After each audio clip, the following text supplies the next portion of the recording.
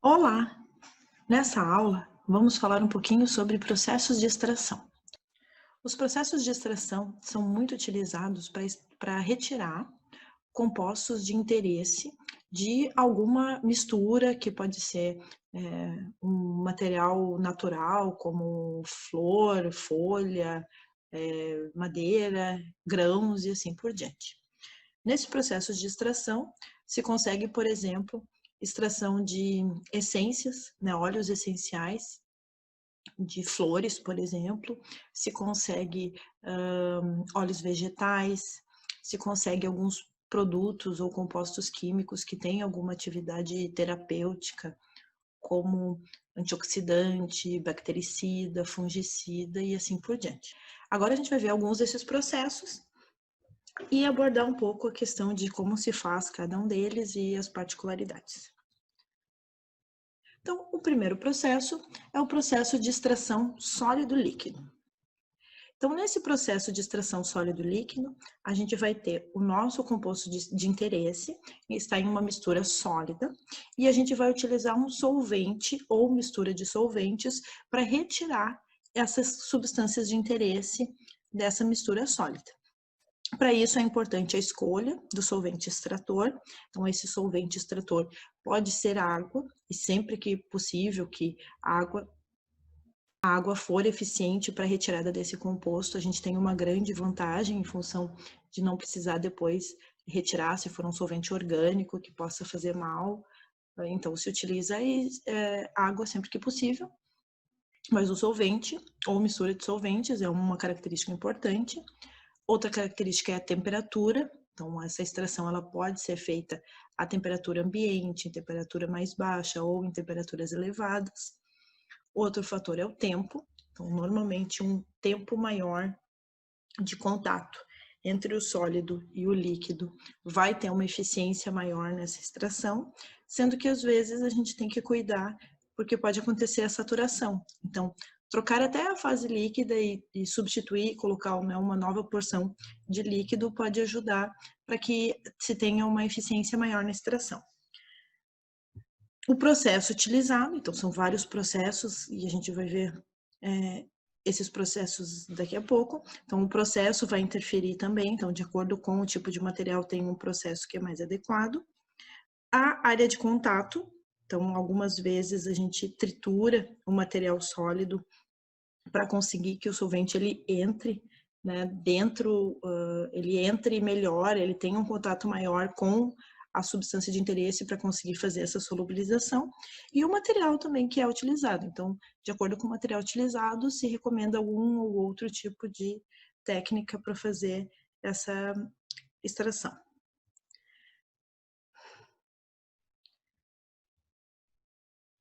As principais técnicas de extração sólido-líquido são maceração, infusão e decocção. Então, vamos ver esses métodos agora. Então, o primeiro deles, que é a maceração, nesse processo, a gente tritura o material. Então, se forem as folhas, né, a gente tritura, ou grãos, a gente tritura primeiro esse material para permitir que o solvente entre melhor em contato. E aí a gente coloca esse solvente, né, direto em contato com o material triturado. Pode ser água, pode ser um solvente orgânico, e aí sempre em temperaturas baixas ou temperatura ambiente. E o que vai acontecer é que a substância de interesse vai passar para a fase líquida por ter uma afinidade, por ser solúvel no solvente que foi utilizado. Se utiliza essa técnica de maceração para compostos que são sensíveis ao calor, então que se colocasse numa temperatura mais elevada, poderia acontecer a decomposição desse material. O próximo processo é o processo de infusão. Nesse processo, a gente coloca o material em contato com água quente, e aí nesse contato da água quente com o material, as substâncias que são extraíveis, que são solúveis em água, vão passar para a fase aquosa. Se utiliza esse método para materiais que são mais macios, flores, folhas, frutas, cascas de frutas, também pode ser feito isso, dependendo da casca. Então, esse é um processo que tu coloca água quente, mas tu não fica aquecendo durante o período. Tu coloca em contato e deixa um tempo para acontecer essa extração. E o próximo método é a decocção. Nesse processo, o material ele é colocado em contato com água e se faz um aquecimento. Então, se deixa em fervura durante alguns minutos. E aí, neste processo, né, em função dessa fervura, desse tempo, tu vai ter uma eficiência maior para conseguir retirar as substâncias solúveis.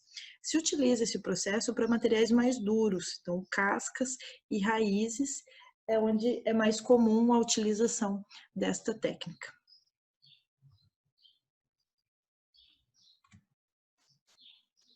O próximo processo é o processo de extração líquido-líquido. Neste processo de extração líquido-líquido, a gente vai ter a substância de interesse em solução ou em suspensão num solvente inicial, e a gente vai ter um solvente extrator. E aí o que vai acontecer, né, sempre que a gente tiver uma mistura de dois solventes, e esses dois solventes forem immiscíveis, a gente vai ter uma separação de fases. Sendo que nessa separação, o líquido que tem maior densidade fica embaixo e o que tem menor densidade fica em cima. Uma das formas de separar duas fases líquidas é utilizando uma pera ou funil de separação, em que a gente coloca dentro desse recipiente, nessa pera, e visualiza essas duas fases.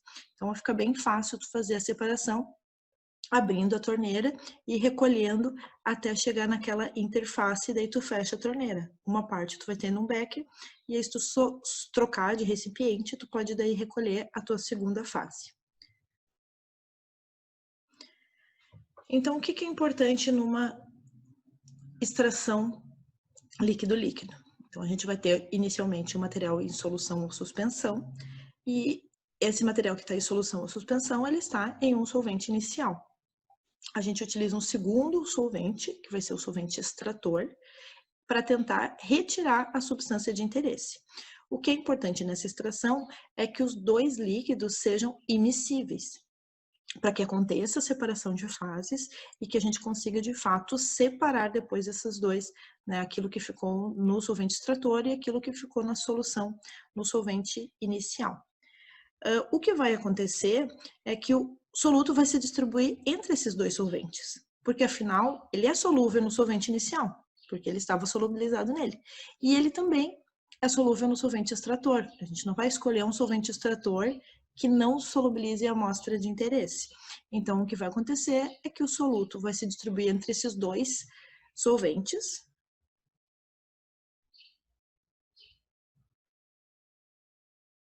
e de acordo com a compatibilidade entre o soluto e esses dois solventes, no equilíbrio a gente vai ter a relação entre a concentração do soluto no solvente inicial e no solvente extrator vai ser uma constante, e essa constante ela é chamada de coeficiente de partição. Além disso, o que vai interferir na eficiência do processo de extração líquido-líquido é o volume e o número de ciclos em que se faz essa extração. Então, agora a gente vai ver um pouquinho sobre a constante de equilíbrio, que é chamada de coeficiente de partição. Para isso, a gente vai olhar um exemplo de um cálculo.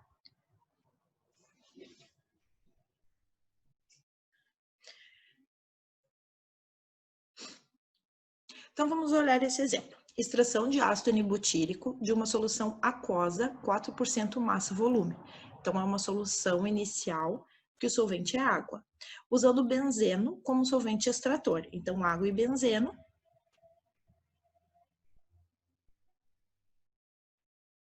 Água e benzeno são immiscíveis. Parte do ácido N-butírico no equilíbrio vai ficar na fase aquosa e parte do ácido N-butírico vai ficar na fase orgânica, que é o benzeno. Então, agora a gente vai fazer o cálculo para descobrir quanto que vai ficar em cada uma dessas fases. Então, vamos lá. Nesse exemplo, para a gente fazer os cálculos, vamos considerar que a solução inicial tem um volume de 100 ml e a gente vai usar 50 ml de solvente extrator. E o coeficiente de partição benzeno-água é igual a 3. Então, vamos lá. No início, o que a gente tem? A gente tem uma solução aquosa com uma concentração de 4% massa-volume. Significa que é 4 gramas de composto para 100 ml de solução. Na solução orgânica, o inicial, a nossa concentração em benzeno, a CB, é igual a zero. Não tem nada de soluto no solvente extrator. No momento que se estabelece o equilíbrio, o que vai ser a concentração na fase aquosa? Vai ser a massa que vai restar, vai ser 4 menos M, sendo M a massa extraída. Então, se eu pegar o valor da massa que vai ser extraída, que vai passar para a fase orgânica, e descontar dos 4 gramas inicial, a gente tem qual é a concentração do soluto na solução aquosa. E na solução orgânica, no benzeno, qual vai ser a concentração? A massa extraída, M, dividido pelo volume, que é 50.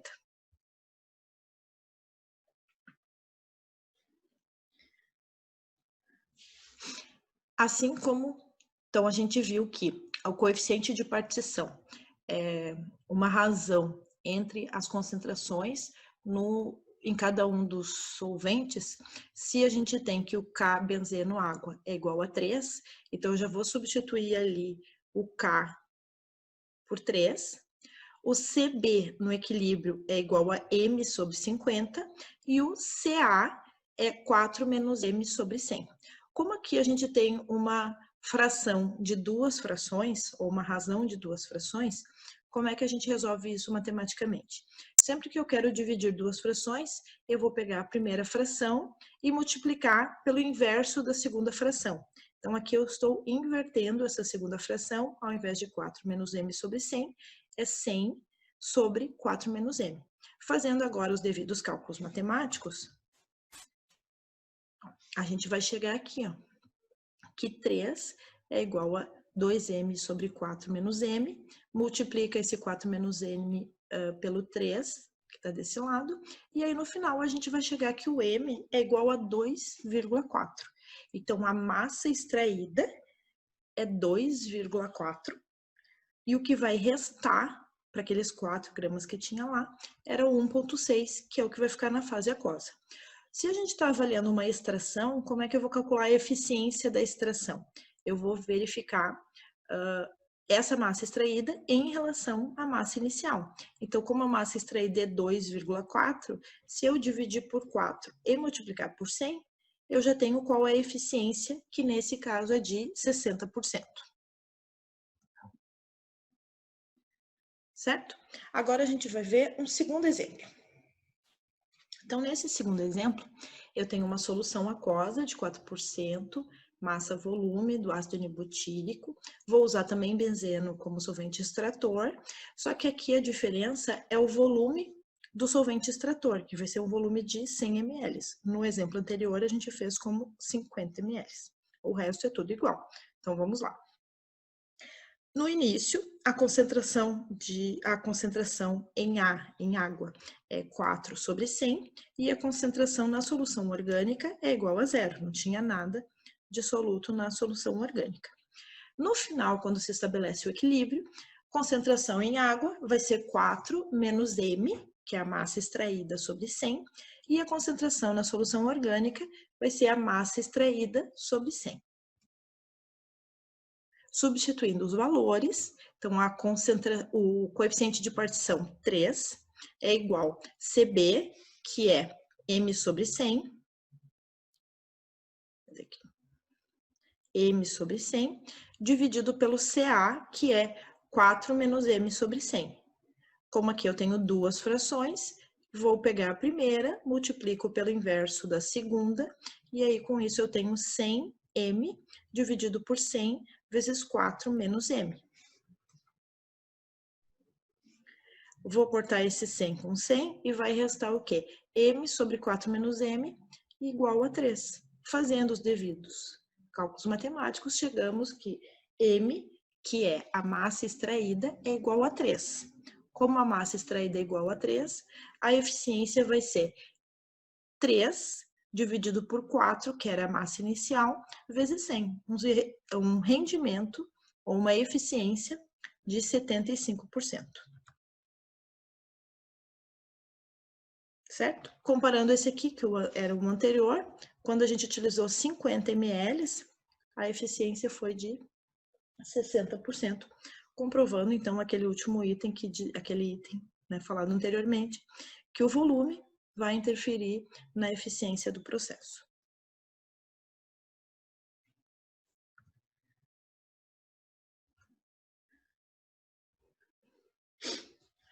O próximo processo é o processo de arraste de vapor. Esse processo de arraste de vapor, ele é utilizado para compostos que têm uma baixa solubilidade em água, materiais que se decompõem em uma temperatura elevada, especialmente materiais que se decompõem em temperaturas próximas ou até mais baixas do que a própria temperatura de ebulição. Então, se o material ele tem uma temperatura de ebulição elevada, que se a gente fosse fazer a destilação ou a fervura dele, poderia acontecer essa decomposição, a gente consegue, utilizando essa técnica de arrasto de vapor, fazer a destilação em uma temperatura mais baixa. Por quê? Porque a mistura ela vai entrar em ebulição em uma temperatura menor do que a temperatura do líquido de menor temperatura de ebulição. Por exemplo, se a gente tem água, que a temperatura de ebulição é 100 graus Celsius, e um outro composto que tem uma temperatura de ebulição de 200 graus Celsius, a mistura da água com esse outro composto vai entrar em ebulição menor do que a menor das temperaturas de ebulição, que no caso é da água. Então, essa mistura entra em ebulição numa temperatura inferior a 100 graus Celsius. Isso ocorre devido à lei de Dalton de líquidos immiscíveis. E o que diz a lei de Dalton para líquidos immiscíveis? Ela diz que se a gente tiver compostos immiscíveis, eles vão se comportar como se fossem substâncias puras. Isso é, a pressão de vapor vai depender apenas da temperatura. Então, o outro componente que estiver também sendo aquecido, ele não vai interferir na pressão de vapor do componente em si. Então, cada um vai se comportar como se estivessem sozinhos sendo aquecidos. E com isso, a pressão de vapor total vai ser o somatório, a soma das pressões de cada um desses componentes. Como a pressão de vapor total é o somatório, ela vai atingir a pressão atmosférica em uma temperatura menor do que a temperatura de ebulição de cada um dos compostos. Então, se cada um dos compostos vai ter uma temperatura de ebulição quando atinge a pressão atmosférica, a mistura, em função de ter uma pressão de vapor, que é um somatório, vai entrar em ebulição em uma temperatura menor. E a quantidade de matéria de cada um dos componentes vai depender apenas da pressão de vapor daquele componente na temperatura, que vai ser a temperatura que estiver entrando em ebulição essa mistura. Para facilitar o entendimento, então vamos ver esse cálculo. Então aqui, por exemplo, destilação de água e bromobenzeno. São dois líquidos immiscíveis. Então eles vão entrar em ebulição, ou o comportamento deles vai seguir a lei de Dalton. A água tem uma massa molar de 18 e a pressão de vapor da água a 100 graus Celsius é 760 milímetros de mercúrio. Então, se estiver num ambiente, a pressão que é a pressão normal, ou pressão de 1 atm, a água vai entrar em ebulição a 100 graus Celsius. Já o bromobenzeno tem uma massa molar de 157 gramas por mol, e a pressão de vapor é 760 milímetros de mercúrio a 155 graus.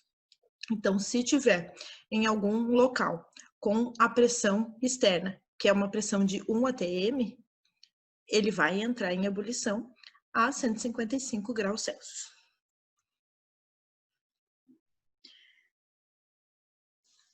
Essa tabela, então, a gente consegue visualizar as pressões de vapor de cada um desses componentes e da mistura de bromobenzeno e água, de 93 até 96 graus Celsius.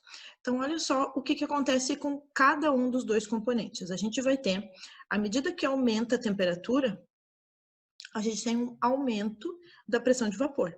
Essa pressão de vapor aqui do bromobenzeno, que é 122 a 96, ela continuaria aumentando até chegar na temperatura de 155, com uma pressão de vapor de 760 que seria a temperatura de ebulição dele.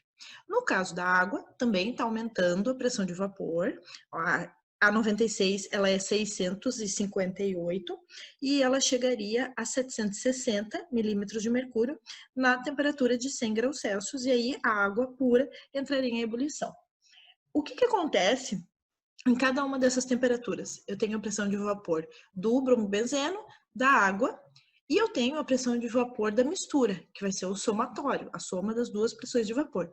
Olha que esse somatório aqui vai aumentando também com o aumento da temperatura, e ele chega numa pressão de vapor de 760 milímetros de mercúrio na temperatura de 95,3.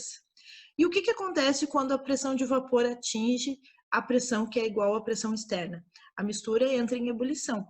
Então, o que vai acontecer? Nessa temperatura de 95,3, a gente vai ter a ebulição dessa mistura de bromo, benzeno e água.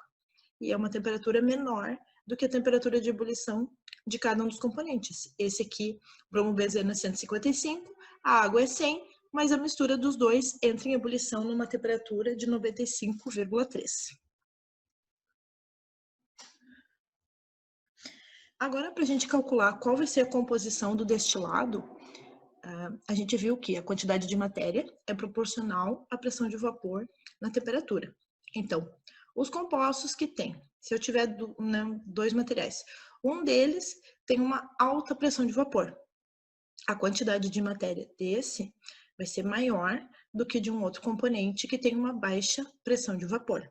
E para a gente indicar essa proporcionalidade, a gente calcula que a razão entre as quantidades de matéria é igual à razão entre as pressões de vapor. Mas como a quantidade de matéria, então o número de mols de cada um dos componentes, ele é obtido pela massa do componente dividido pela massa molar, eu tenho essa expressão Na igual massa de A sobre massa molar de B, e o NB, massa de B sobre a massa molar de B. Fazendo as substituições, a gente chega nessa equação aqui, que é as razões entre massa de A e massa de B no nosso destilado, vai ser igual à razão entre esses produtos, massa molar de A vezes a pressão molar de A, a pressão de vapor de A, e a massa de B vezes a pressão de vapor do B. Esse PA e PB vai ser a pressão de vapor de A e pressão de vapor no B na temperatura que vai acontecer a destilação. Então, para eu saber as proporções do destilado, eu tenho que saber naquele ponto qual é a pressão de vapor de cada um, que a gente tira daqui. Então, na temperatura em que acontece o ponto de ebulição dessa mistura, que é 95,3, eu tenho que a pressão de vapor do bromobenzeno é 119 e a pressão de vapor da água é 641. E aí, com isso, eu posso fazer o cálculo. Então, MA sobre MB vai ser a razão entre os produtos de pressão de vapor e massa molar. Então, aqui no caso da água, a massa molar da água é 18 e a pressão de vapor na temperatura de ebulição da mistura, 641. No caso de massa de B, aqui a gente tem a massa molar de B é 157 gramas por mol e a pressão de vapor de B é 119. Fazendo o cálculo, a gente chega nessa expressão que MA é igual a 0,618 MB. Como é que eu vou calcular agora a concentração percentual em massa? Eu sei que a soma das duas massas fecha 100 gramas. Então, MA é igual a 0,618 MB. Substituo nessa equação. Então, MA mais MB é igual a 100. 0,618 MB mais MB é igual a 100. Fazendo o devido cálculo matemático, a gente chega que MB é igual a 61,8. Como MA mais MB é igual a 100, a gente calcula que MA é igual a 38,2. E com isso, a gente descobre que a concentração percentual mássica do destilado da mistura de bromo, benzeno e água tem 61,8% de bromo, benzeno.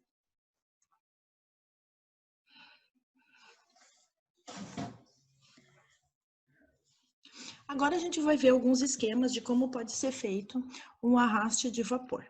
Então aqui a gente tem, né, 3 formas de fazer esse processo. Primeira coisa que a gente consegue ver é as fontes de aquecimento. Então o aquecimento pode ser tanto um aquecimento com manta de aquecimento ou então com fogo, como a gente está trabalhando com água, né, não é um material combustível, então a gente pode utilizar o bico de Bunsen e fazer aquecimento com fogo direto. Se fosse um solvente, né, combustível, não se recomenda a utilização do fogo para aquecimento, apenas outras formas de aquecimento que não envolvem fogo. Então, além dessa diferença que é a fonte de aquecimento, se é fogo ou manta, a gente também percebe 2 coisas diferentes aqui, que é a destilação direta e a destilação indireta. Então, o que é essa quando a gente vai ter um processo indireto? Esse aqui do canto é um processo indireto. Esse aqui, né, no lado direito também é um processo indireto. E esse no canto esquerdo abaixo é um processo direto. No processo indireto, o balão onde fica a amostra, onde fica o material que a gente está tentando extrair, ele vai sofrer um aquecimento indireto por vapor d'água. Vai vir um primeiro balão, é um balão gerador de vapor, e esse vapor vai aquecer o segundo balão. No processo direto, não, tu já aquece o teu material que tu quer, onde vai ter o componente que tu quer extrair, com água, diretamente, utilizando o sistema de aquecimento externo. Então, agora vamos olhar como funciona cada um deles. Então, esse aqui como funciona? Aqui a gente vai ter esse primeiro balão, se adiciona apenas água. E o segundo balão, a gente vai colocar o material que a gente quer extrair.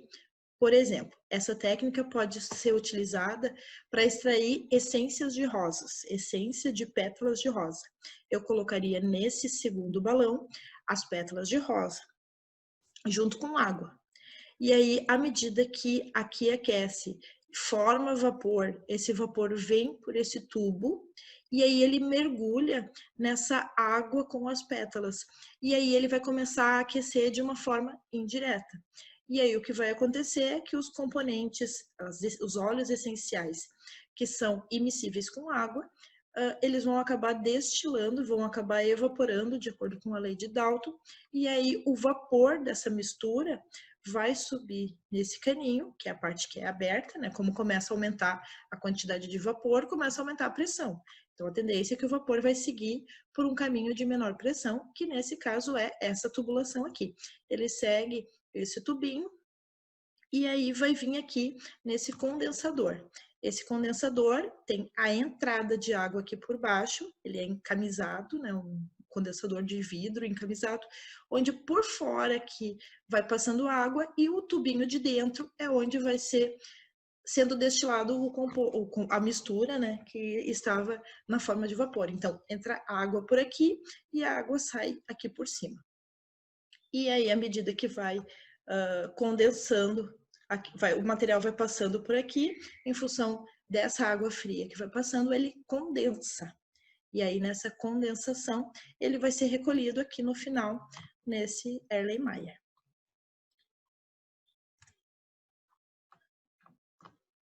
Esse segundo processo é um processo de aquecimento direto. Então, a gente coloca aqui nesse balão o material que a gente quer destilar junto com água. E aí, o que vai acontecer aqui é que a manta vai aquecer e quando o material extraído junto com a água, a pressão de vapor deles alcançar 760 milímetros de mercúrio, vai para a fase vapor, aqui vai começar a aumentar a pressão, ele vai seguir esse caminho aqui, então que é o caminho que é aberto, e aí aqui ele vai condensar nesse condensador e vai ser recolhido aqui no final nesse balão. Nesse caso dessa montagem, aqui ele tem uma abertura, que é uma abertura para não aumentar a pressão. Se o condensador, se a taxa de formação de vapor for muito alta e o condensador acabar não condensando tudo, pode acontecer de aumentar a pressão se ele for todo vedado. Então, essa aqui é só uma saída para equalizar a pressão e não aumentar a pressão dentro do sistema, como é um processo com vidro, né, com vidrarias, aumentar a pressão pode acabar implicando até em trincar ou explodir o material de vidro.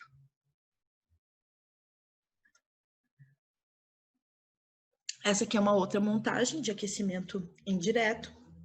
Da mesma forma, aqui a gente vai ter o primeiro balão, que é um balão gerador de vapor. O vapor formado, ele sobe nesse caninho, mergulha no segundo balão, onde tem o material que a gente quer extrair. Então, aqui a gente vai ter água e o material que a gente quer extrair.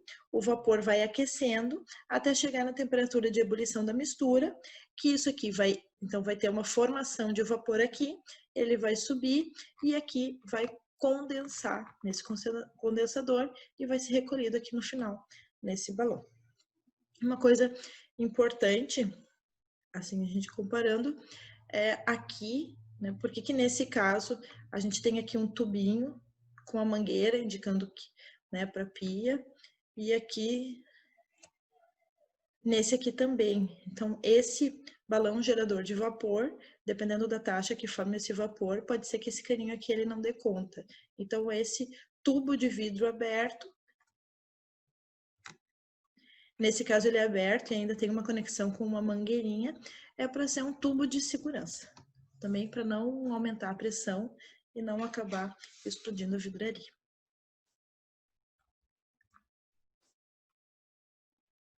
Aqui a gente tem um outro formato.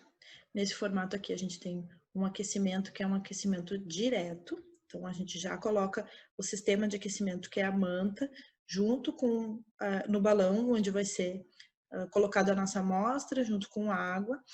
No momento que acontecer a evaporação, entrar em ebulição, o vapor formado ele vai subir. Então, aqui, onde é a parte que está aberta, e como é que ele faz? Ele sobe aqui, e aqui eu tenho um condensador que ele está diferente. Ao invés de estar inclinado, a gente tem esse condensador de bolas ou condensador de refluxo, que ele fica verticalmente. À medida que acontece a condensação do material aqui, ele vai escorrer, então, por gravidade, ele vai retinho aqui para baixo, e aqui a gente pode conectar um separador de água e óleo. Esse processo aqui, a gente pode utilizar quando a gente tem misturas que elas se separam facilmente. Tu tem uma facilidade de separação dos componentes, então tu vai ter um sistema que é immiscível, mas que ele separa facilmente, já dá para conectar direto. Nos casos anteriores, em que no final do processo, a gente recolhia em um balão ou em um Erlen, se a gente recolher uma mistura que vai estar na forma de suspensão ou emulsionada, a gente depois tem que passar por outros processos de separação, como, por exemplo, uma extração líquido-líquido, mas se o material tiver facilidade de separação de fases, aí a gente pode utilizar esses separadores. Então, aqui são dois tipos de separadores. Então, esse primeiro aqui é um separador em que a gente tem materiais com densidade menor do que a água. Aqui na parte de cima fica conectado o condensador de refluxo. No momento que condensar e cair o material, se ele separa facilmente, a fase aquosa, por ter uma densidade maior, a água vai ficar embaixo e acima vai ser sempre recolhido, né? Sempre vai ficar na parte superior o óleo ou o material que está sendo destilado. Nesse caso aqui, esse segundo, a gente utiliza ele para o caso de líquidos que têm uma densidade maior do que a da água. Então, se eu tenho um material que eu estou extraindo, que tem uma densidade maior do que a água, ele vai ficar sempre nessa parte aqui de baixo. No momento que separar as fases e a água vai ficar mais para cima. Então, é só ir abrindo com a torneirinha, a gente vai recolhendo o material. Agora a gente vai ver alguns vídeos mostrando um processo de extração por arraste de vapor.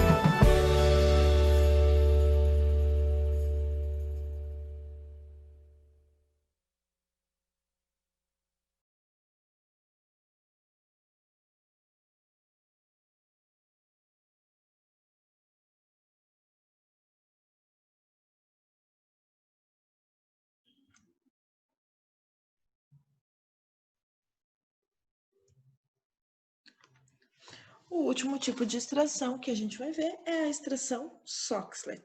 A extração Soxhlet, ela é feita utilizando uma vidraria específica que é chamado de extrator Soxhlet. É um processo muito utilizado para a extração de óleos vegetais, de gorduras. Se utiliza também em processos na área de polímeros para remover quantidade de plastificante que foi utilizado em uma peça de borracha ou de plástico, mas principalmente se utiliza para extração de gorduras, como por exemplo, óleo de soja, óleo de linhaça, óleo de milho. Então, qualquer um desses materiais a gente consegue extrair utilizando a extração Soxhlet. Como é que funciona o processo de extração? A gente, para fazer esse processo de extração, a gente vai ter um sistema, que é um conjunto extrator Soxhlet, que ele contém o quê? Um balão, onde a gente coloca o solvente puro, e aqui tem a parte do extrator. Esse extrator, a gente vai ter aqui uma parte que é fechada na comunicação direta com o balão, e aqui a gente coloca um cartucho com o material, com o grão ou com o material que a gente quer fazer essa extração. Esse extrator, ele tem aqui um caninho de vidro que é aberto e que faz essa volta e entra aqui para dentro do balão. E aqui ele tem uma abertura, que é uma abertura lateral, que é por onde vai subir o gás. Então, o gás vai subir por aqui e o líquido vai fazer por sifonamento, ele vai fazer essa volta e vai voltar para essa parte do balão. E a parte de cima do conjunto extrator é um condensador de bolas. Como é que funciona essa extração?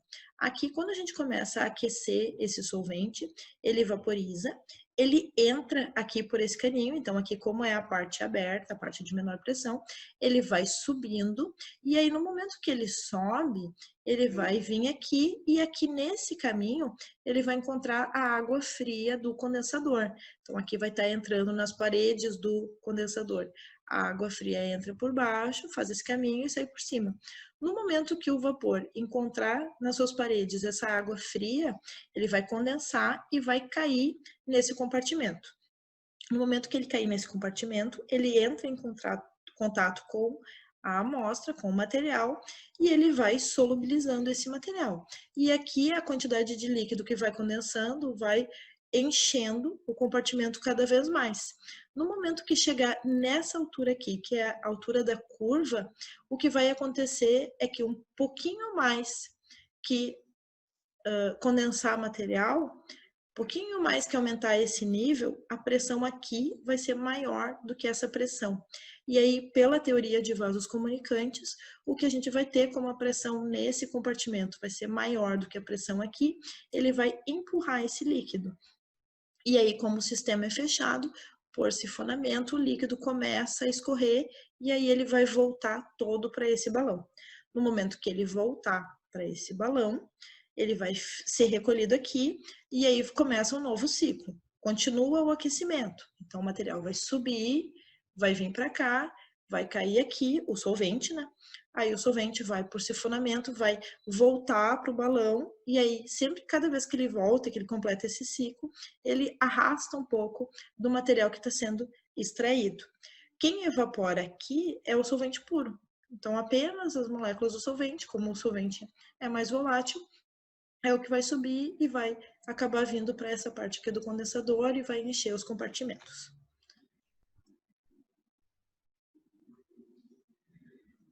Nesse vídeo dá para ver bem como funciona. Então, aqui a gente tem esse balão com solvente puro. Aqui por esse caninho sobe esse solvente puro, por esse caninho que é de fora, esse tubo de vidro, e aí ele vai subindo no condensador e tá condensando e pingando, ó, dá para ver, ó, ele tá subindo aqui na parte do condensador, como ele encontra a água fria, condensa e pinga. E agora tá enchendo o compartimento e ele tá quase chegando naquele nível ali da curva. O que vai acontecer quando ele chegar naquele ponto ali da curva?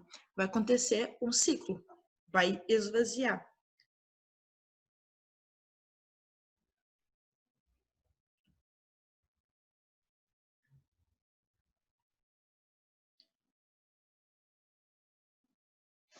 Pronto. Então, agora o que está acontecendo?